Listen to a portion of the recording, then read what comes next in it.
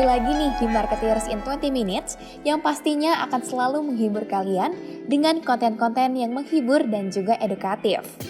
Nah, kali ini kita akan membahas bad habit atau kebiasaan buruk masyarakat Indonesia yang masih aja dilakuin. Dan tentunya kebiasaan ini harus segera ditinggalkan dan dihapuskan dari muka bumi ini ya, gengs. Langsung aja kita bahas. Pertama, konsumtif. Kebiasaan yang satu ini memang gak bisa dipungkiri kebenarannya ya, gengs. Gaya hidup yang semakin tinggi membuat perilaku konsumtif seseorang bisa juga nih jadi berubah. Ngaku siapa yang mengalami hal ini juga? Apalagi nih ya, kehadiran teknologi juga tambah memudahkan kita dalam berbagai aktivitas. Terutama dan yang paling utama yaitu berbelanja. Dengan satu handphone, kamu bisa nih membeli barang apapun yang kamu pengenin. Bahkan yang awalnya nggak dicari pun jadi dibeli karena barangnya lucu. Dan tahu nggak sih marketeers?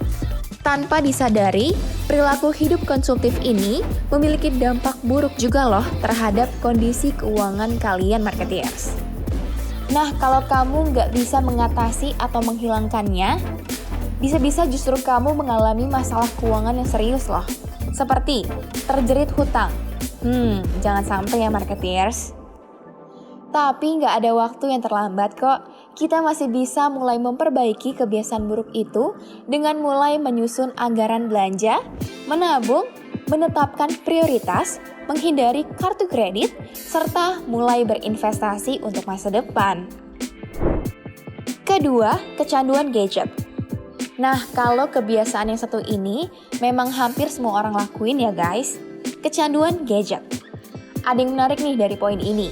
Karena orang yang kecanduan gadget atau gawai ini mungkin tidak menyadari nih bahwa dirinya sudah mengalami masalah kesehatan akibat terlalu sering menggunakan benda tersebut. Padahal dampaknya nggak main-main loh marketeers.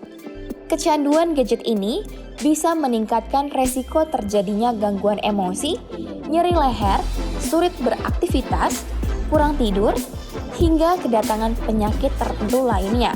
Ih, serem banget ya. Nah, kecanduan gadget ini juga berkaitan nih dengan kecanduan internet. Karena kebanyakan tontonan, games, atau fitur menarik di gadget yang sering digunakan dapat dengan mudah diakses oleh internet. Tapi jangan takut dan jangan khawatir ya guys. Kita bisa nih mengubah kebiasaan buruk itu pelan-pelan. Salah satunya bisa dengan bijak menggunakan gadget. Apa sih maksudnya bijak? Misalnya, dengan gak gunain gadget saat kamu lagi berjalan. Apalagi saat mengoperasikan kendaraan bermotor ya, bahaya banget. Nah, selanjutnya kamu juga bisa nih atur dan batasi waktu penggunaan gadget. Misal, maksimal 2 atau 3 jam sehari. Itu tergantung kamu ya. Dan terakhir, kamu bisa ganti waktu penggunaan gadget dengan aktivitas yang lebih sehat. Contohnya, berolahraga atau membaca buku. Yuk dicoba. Ketiga, suka nongkrong di kedai kopi. Nah, kebiasaan yang satu ini jauh sebelum merebaknya kedai kopi kekinian. Ternyata ngopi sebenarnya sudah menjadi kebiasaan dan gaya hidup masyarakat Indonesia loh, gengs. Tradisi minum kopi ini biasa dilakukan pada pagi hari saat waktu senggang, pada siang hari, bahkan sampai malam. Nah, meski demikian, dalam 5 tahun terakhir ini, kebiasaan nongkrong di kedai kopi kembali marak.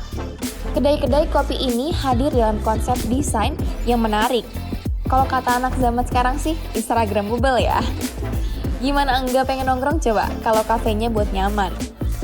Nah, tapi marketeers tahu nggak sih?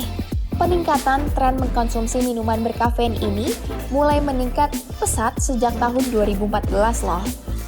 Di beberapa laporan dunia juga udah menunjukkan adanya peralihan dari bar ke kedai kopi loh guys. Nah, karena membeludaknya kedai kopi ini justru malah ngebuat kebiasaan buruk masyarakat karena jadi boros dan bikin ketergantungan ya guys. Nah, kamu bisa nih menghilangkan atau setidaknya mengurangi kebiasaan ini dengan menemukan hobi baru ataupun aktivitas baru yang belum pernah kamu coba. Dengan kamu menyibukkan diri, akan membantu kamu untuk dapat meninggalkan kebiasaan nongkrong di kedai kopi guys. Keempat, mudah berkomentar negatif. Nah, kali ini kebiasaannya sering banget nih dilakuin oleh netizen Indonesia.